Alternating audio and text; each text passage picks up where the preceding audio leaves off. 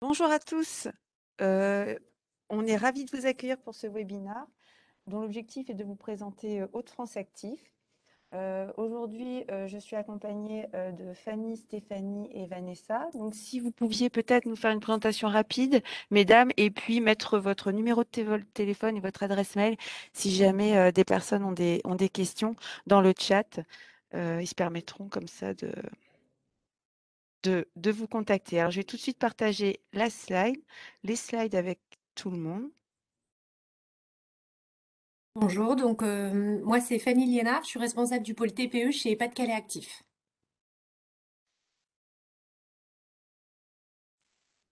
Mission au sein. Stéphanie? Oui. Dis-nous, Stéphanie. On a entendu un peu couper. Ah, vous m'entendez là? Impeccable. Donc, bonjour à toutes et à tous. Moi, je suis Stéphanie Darras, chargée de mission au sein de l'association Initiative Somme France Active Picardie. Et Ah, je m'occupe donc effectivement donc, des TPE. super. Et bonjour à toutes et tous, donc Vanessa Pluchard, directrice adjointe de Nord Actif. Merci, mesdames, d'être parmi nous aujourd'hui. Pouvez-vous rapidement nous présenter Hauts-de-France Actif? Alors, Hauts-de-France Active, c'est né d'une coordination entre les trois associations territoriales qui représentent donc le réseau France Active sur le territoire, Initiative Somme, France Active Picardie, Nord Actif et Pas-de-Calais Actif. On fait partie du réseau France Active, comme je vous l'ai indiqué, et on déploie une offre d'accompagnement et de financement avec pour leitmotiv la création et la consolidation des emplois dans les Hauts-de-France. Notre maillage géographique avec nos différentes antennes permet une connaissance précise du tissu économique de la région. Le réseau France Active permet aux entrepreneurs de se lancer dans les meilleures conditions à travers trois métiers complémentaires que vous retrouvez là. Donc le métier de conseil autour de la stratégie financière, mais aussi en challengeant les porteurs de projets afin de valider leurs hypothèses de travail. Sur l'axe du financement, financement notamment via le cautionnement et la garantie, dont on va beaucoup vous parler là juste après, qui va s'adapter à tous les besoins et selon le stade de vie du projet. Et le dernier point, qui est la mise en réseau, qui va permettre d'accéder à un réseau d'entrepreneurs et de partenaires techniques, financiers et publics qui vont permettre de soutenir les projets. D'accord, merci. Mais vous parlez d'éligibilité. À qui s'adresse votre offre de garantie? Quel projet est éligible et quelle est votre capacité d'intervention et son coût? Alors, avant tout, je veux préciser que les éléments de réponse concernent donc le territoire des Hauts-de-France. Quand on est sur d'autres territoires que notre région Hauts-de-France, il faut se rapprocher du réseau France Active. Pour l'éligibilité, il y a plusieurs niveaux d'éligibilité pour un dossier. On va d'abord regarder d'un point de vue du bénéficiaire. Donc, pour les bénéficiaires, on va accompagner les personnes qui sont inscrites à Pôle emploi, indemnisées ou pas, les jeunes de moins de 26 ans, et les porteurs issus ou s'implantant en quartier prioritaire de la ville. On peut également accompagner des personnes qui ont une activité de salarié, mais qui seront inscrites au pôle emploi le jour de la mise en place de la garantie. Ça, c'est possible. Du point de vue de la vie du projet, création ou reprise de fonds de commerce, en développement également, si le projet ressort comme engagé. On va considérer dans le stade de vie d'une entreprise la création pour la partie qui va donc de 0 à 3 ans, le développement est pour nous au-delà de 3 années de vie pour l'entreprise. On ne pourra pas intervenir dans le cadre d'opérations immobilières ou dans le cas de rachat de parts sociales.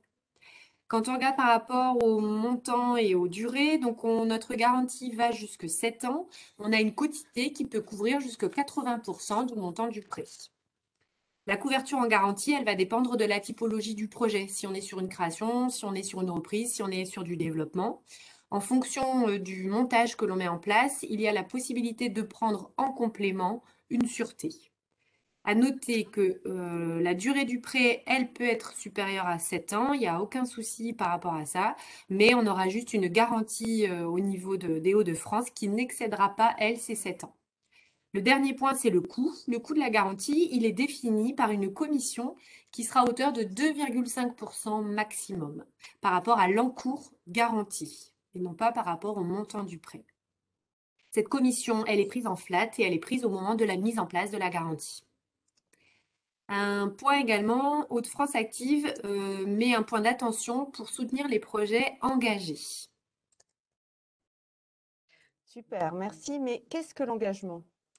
Alors l'engagement pour le réseau France Active, vous retrouvez ici les 5 grands piliers qui ont été définis, qu'on retrouve un peu dans les projets type RSE, voilà, ce qui peut être bien mis en valeur par beaucoup de partenaires et d'entreprises. Donc ces 5 piliers permettent de valider l'engagement sur un projet.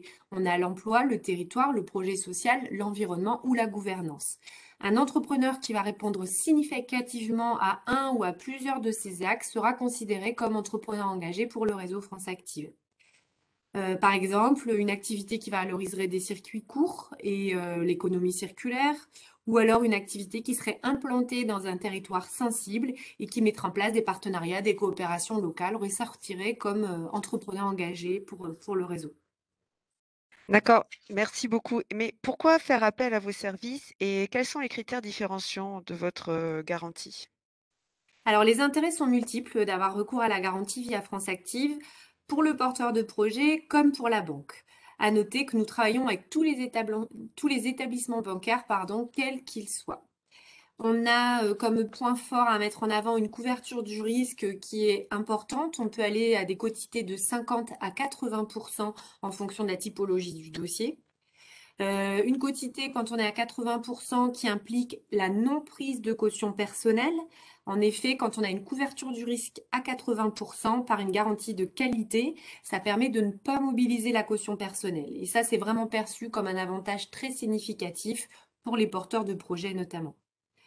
Un autre point fort que je mettrai en avant, c'est la réactivité avec des comités qui se passent de façon régulière dans l'ensemble de nos fonds territoriaux. Et enfin, un interlocuteur qui est unique et qui est disponible. Chaque chargé de mission chez France Active dispose d'un périmètre géographique défini. On va travailler avec une équipe qui dispose de solides compétences afin de challenger le projet, de mettre en exergue les points forts et les points de vigilance sur les projets. Ah, c'est vrai que c'est l'objectif, c'est de faire avancer le projet en fait, hein. C'est aussi de challenger, de faire avancer le projet. C'est vrai que c'est Exactement, très important, c'est top. Et exactement. On n'est pas là peut-on pour avoir accès? sanctionner. Ouais, c'est ça, on n'est pas là pour sanctionner, on est là pour faire progresser le projet et puis que ça un démarrage dans de meilleures conditions en fait. Exactement. Et pour qu'il aboutisse, c'est ça, dans les meilleures conditions. Et pour ça, on a besoin du partenaire bancaire, on a besoin du partenaire accompagnant le dossier et du porteur de projet. Et peut-on avoir accès à votre analyse en tant qu'accompagnateur sur le projet? Oui, si vous le souhaitez, il n'y a aucun souci. On peut vous transmettre les notes d'analyse qui sont produites par les chargés de mission après passage en comité. Il faut savoir que le conseiller bancaire a également connaissance de celle-ci, donc ça permet effectivement de savoir ce sur quoi on part et les positions qui sont prises. Et puis ça permet, bah, comme on le disait, de faire aboutir rapidement ces projets. Et comment se déroule un comité d'engagement? Alors le comité, il se compose avec différents partenaires. Ah bah, il y a notamment des experts comptables, les partenaires bancaires, les collectivités. On a également des bénévoles qui sont présents. La fréquence varie selon le fonds territorial. Avant le passage en comité, il y a un échange, comme on l'indiquait, qui va être fait avec les partenaires, dont la banque. Comme ça permet de valider le plan de financement, notamment le montage en garantie. On a la réponse du comité le jour même. Et qu'est-ce qui se passe suite à la validation d'un dossier en comité? Alors, le porteur de projet ainsi que la banque reçoivent donc la décision formalisée par mail du comité. La décision du comité sera souveraine. Ce mail va indiquer également les pièces complémentaires à fournir pour boucler le plan de financement. Donc, on va pouvoir notifier le dossier. Il faut savoir que dans le cadre d'un accord de garantie, l'accord sera valable 9 mois à compter de la date de passage en comité. Donc, ça laisse le temps aussi au dossier d'aboutir, voilà, d'aller chercher ses partenaires. La notification, elle permet à la banque d'éditer le contrat de prêt et de le faire signer à ses clients. Une fois qu'on a reçu à notre niveau le contrat de prêt avec une date de premier déblocage et les justificatifs de création, le CABIS et ou statut, on va pouvoir passer à la mise en place définitive, c'est-à-dire la confirmation de la garantie. Super. Merci, hein, Fanny, pour ces explications très, très précises.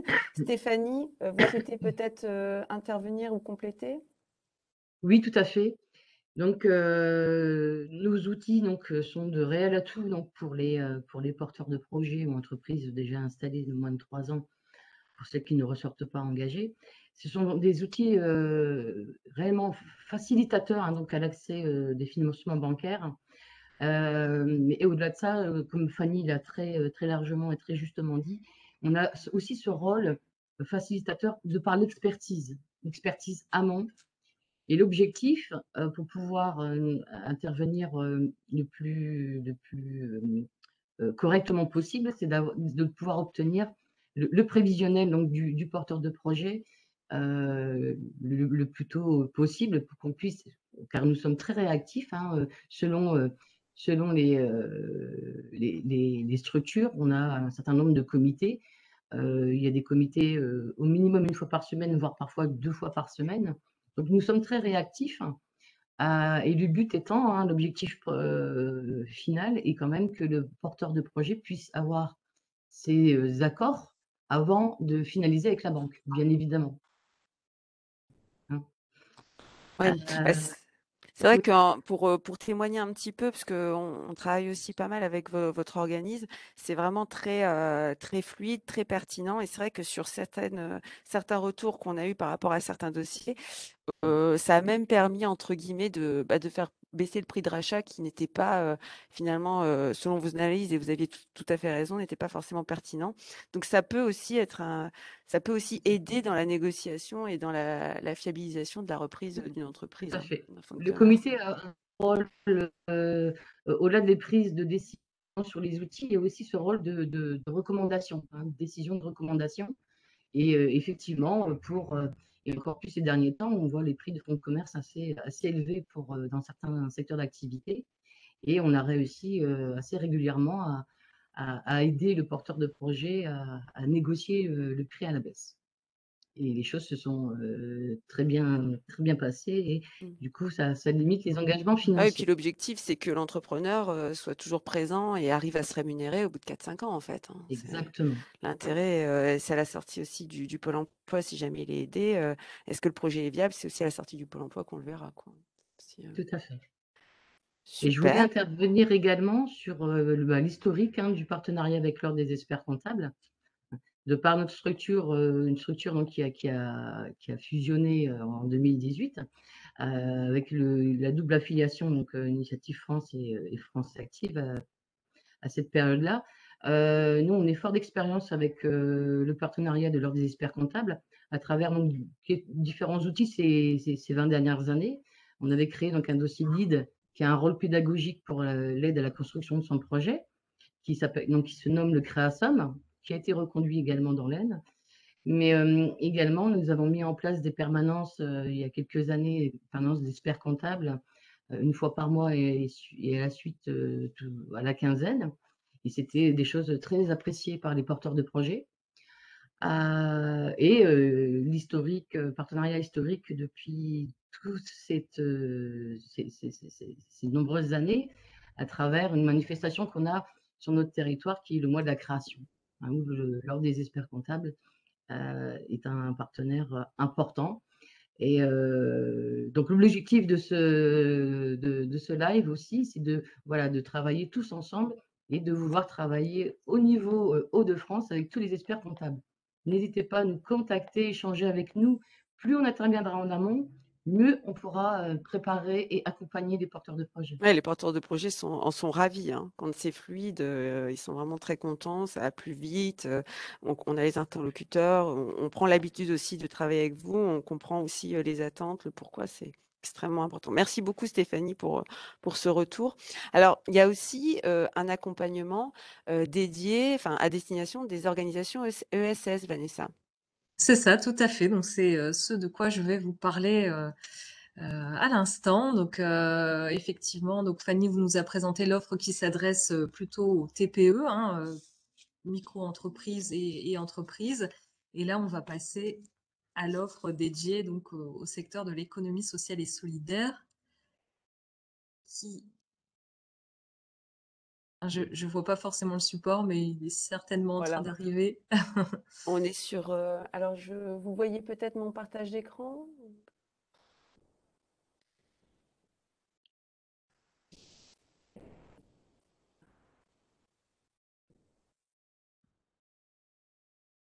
Ouais, super.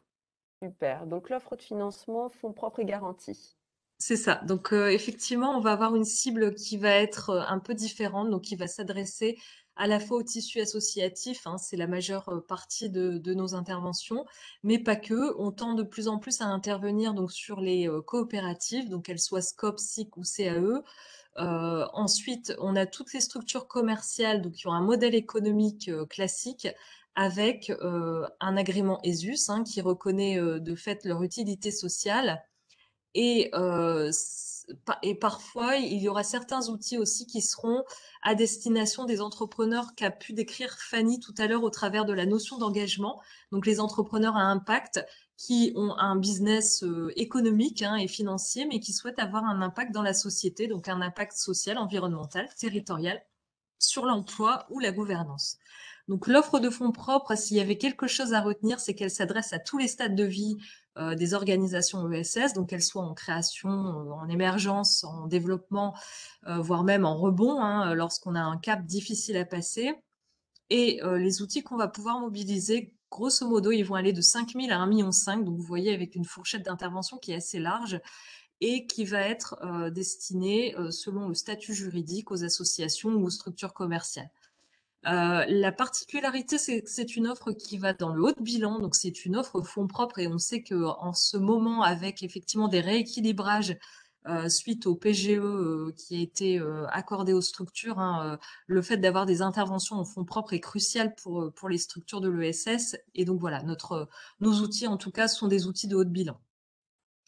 Au-delà de l'intervention en outils financiers purs, on va être essentiellement aussi sur une mission de conseil par rapport à tout ça. Je le disais, donc le rééquilibre des fonds propres et de l'endettement, c'est un sujet évidemment ô combien actuel aujourd'hui et on y travaille avec les structures. L'identification aussi des besoins. Parfois sur les structures de l'ESS, on voit on peut sentir en tout cas parfois une faille hein, dans l'identification et la mesure des besoins, qu'ils soient liés à des investissements ou à du besoin en trésorerie. La sensibilisation au risque de l'autofinancement, on fait pas mal d'ateliers aussi qui gravitent autour de ça. On est aussi en capacité d'organiser des tours de table avec tous les acteurs qui pourraient avoir une valeur ajoutée, soit dans le financement, soit dans le conseil, lorsque la structure a un projet.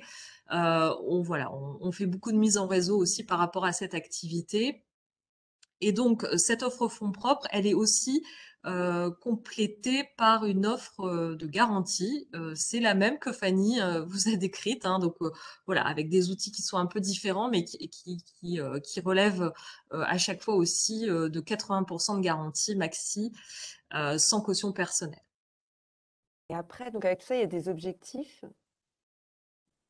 Alors, ça c'est donc les objectifs de deux dispositifs d'accompagnement qui viennent en complément de l'offre de financement. Donc, deux dispositifs qui sont le DLA et le DSS, alors qui ont la même méthodologie. Donc, je vais essayer de vous faire une présentation en parallèle. Grosso modo, ils ont les mêmes objectifs, c'est-à-dire, mais Fanny en a parlé aussi tout à l'heure, on a un leitmotiv qui est effectivement de créer ou consolider l'emploi. Donc, ces deux dispositifs servent avant tout à professionnaliser les structures pour justement, en finalité, conserver et pérenniser l'emploi. Ce qui est important aussi de retenir, c'est deux dispositifs d'accompagnement qui vont être totalement gratuits pour les structures. Donc ça, évidemment, c'est primordial hein, de retenir que c'est gratuit et qui vont permettre surtout d'avoir un regard extérieur sur la situation, chose qu'un entrepreneur ou un dirigeant qui a la tête dans le guidon ne peut pas forcément, enfin en tout cas n'a pas suffisamment de recul pour faire ce diagnostic. Et en ce moment, effectivement, ces accompagnements, ils sont surtout dédiés à la sortie de crise. Donc, Un petit focus sur le DLA. tout à fait. Donc le DLA, donc la cible ESS, alors qui n'est valable que pour le Nord et le Pas-de-Calais, hein, le DLA étant existant pour la Picardie, mais porté par d'autres organismes. Donc BGE et l'IRIAE pour la Picardie. Donc sur le Nord et le Pas-de-Calais, c'est bien Nord actif et Pas-de-Calais actif. La cible, c'est la même que j'ai citée tout à l'heure. Les thématiques travaillées, on va être sur des thématiques assez larges, hein, formaliser le projet stratégique, faire évoluer le modèle économique, faire évoluer l'organisation interne et surtout RH, définir un plan de développement, identifier des pistes de rapprochement, de coopération, de mutualisation entre les structures, définir sa stratégie de communication et des questions aussi qui tournent autour de la gouvernance. La méthodologie, elle sera la même dans les deux dispositifs. On réalise un cahier des charges avec la structure pour cibler la bonne problématique et s'assurer que ce soit bien la problématique prioritaire. On met en place avec elle un plan d'accompagnement qu'on va ensuite soumettre à différents cabinets de consultants qui nous offrent donc une réponse. Et on choisit avec la structure la réponse qui nous semble la plus adaptée à la problématique. Si on s'aperçoit que plusieurs structures ont le même besoin, je pense parfois à voilà, la mesure d'impact social, par exemple, c'est un sujet qu'on traite de manière collective, c'est-à-dire qu'on réunit plusieurs associations, un consultant qui intervient justement sur la même problématique pour plusieurs associations. Et si on passe donc au deuxième dispositif, le DASES, c'est exactement la même cible, la même méthodologie, toujours avec un cahier des charges qui est rédigé et l'intervention d'un consultant à titre gratuit, pris en charge par nos financeurs. La seule particularité, c'est qu'on va être sur des structures qui sont plus en difficulté, avec des indicateurs et des signaux faibles qui peuvent être soit un exercice en perte sur les 3 dernières années, ou alors une nette dégradation des fonds propres, ou alors même en prévisionnel, c'est-à-dire que la structure sait d'ores et déjà qu'elle va avoir une grosse perte de marché ou un gros financement en moins l'année prochaine, donc on peut intervenir. L'accompagnement, il va plutôt porter sur de la restructuration financière, hein, avec un plan de charge qui peut être établi. Et cet accompagnement, il a l'avantage de pouvoir être couplé avec une avance de trésorerie sans intérêt jusqu'à 100 000 euros. L'objectif étant de reconstituer la trésorerie, donc sur une durée de 12 mois, avec un double objectif, hein, c'est de permettre aux dirigeants d'arrêter de courir après cette trésorerie et de pouvoir justement se poser sur l'accompagnement, parce qu'on sait qu'effectivement un dirigeant devra être complètement concentré et investi en tout cas dans l'accompagnement pour qu'il soit efficace. Donc ça permet en tout cas d'éteindre le feu au niveau de la trésorerie et de le libérer de cette recherche de trésorerie sans fin. Et au bout des 12 mois, l'intérêt aussi, c'est de prévoir une restructuration moyen terme avec cette structure, c'est-à-dire de ne pas forcément avoir in fine et comme finalité le remboursement de l'avance remboursable, mais bien de reconstruire à terme avec la structure et de repartir sur un plan financier à moyen terme. Top, Je super, pense avoir tout dit. ok, super. Alors, donc, vous êtes plusieurs à travailler sur l'ESS. Alors, ouais, tout à fait. Donc là, je vous ai mis les 3 clés d'entrée, on va dire, hein, sur les 3 associations territoriales. Donc moi sur Nord Actif, Clémentine sur Pas-de-Calais Actif et Mounir et Eric sur la Picardie, sachant qu'effectivement derrière nous 3, c'est évidemment 3 équipes constituées de chargés d'expertise qui sont du coup au service des structures de l'ESS. Super. De toute façon, là, vous avez mis vos coordonnées, je pense, hein, dans le chat, hein, si les personnes Tout ont à des fait. questions. Je pense que le webinaire a été très, très clair et limpide parce que je pense qu'il n'y a pas forcément beaucoup de questions sur le sujet. Après, je pense que c'est aussi du cas par cas. Je pense que chaque projet est un peu unique, chaque projet a sa spécificité. Donc, en tout cas, je pense que le mot d'ordre aussi, c'est de ne pas hésiter à vous contacter, pas hésiter à se rapprocher de l'organisme pour, enfin, voilà, pour des conseils, pour de l'accompagnement, pour de l'aide sur les projets. Et on sait que voilà, il y a un dispositif spécifique pour l'ESS. C'est vrai qu'on en parlait hier, il y a de plus en plus de projets ESS et donc il y a un accompagnement spécifique pour les entreprises qui sont ESS. Bah, écoutez, je vous remercie beaucoup pour le temps que vous nous avez consacré. L'Ordre est ravi de pouvoir travailler avec vous et de pouvoir échanger avec vous sur tous ces sujets. Merci pour votre intervention et puis la pertinence dans vos retours. Et puis voilà, donc on nous demande si on pourra transmettre le support, mais avec grand plaisir, on transmettra le support à tous les confrères et n'hésitez pas à rerouter aussi à vos clients. Voilà, c'est l'objectif aussi du webinaire. Très bien, bah merci mesdames et Merci puis à à vous. très Merci à bientôt. vous. Merci Marie. Merci, à Merci. À bientôt. bientôt. Au revoir. Au Bonne revoir. journée.